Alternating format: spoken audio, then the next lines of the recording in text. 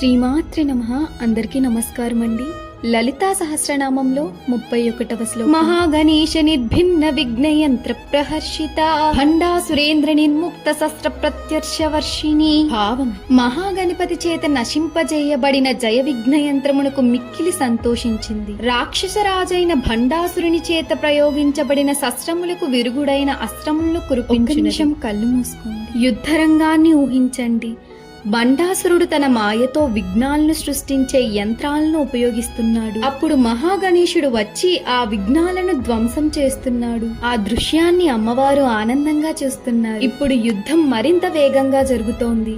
భండాసురుడు ఆయుధాలను ప్రయోగిస్తాడు. వెంటనే అమ్మవారు వాటికి ప్రతిగా తన ఆయుధాలను ఉపయోగిస్తున్నారు. ధర్మం కోసం జరుగుతున్న ఈ యుద్ధం మరింత ఉగ్రరూపం దాల్చుతోంది. మనకు ఈ శ్లోకం ఏం చెబుతోంది అంటే, మన జీవితంలో అడ్డంకులు వచ్చినప్పుడు దైవశక్తి వాటిని తొలగించే మార్గం చూపుతుంది. మనకు సమస్యలు వచ్చినప్పుడు భయపడకుండా ధైర్యంగా ఎదుర్కోవాలి.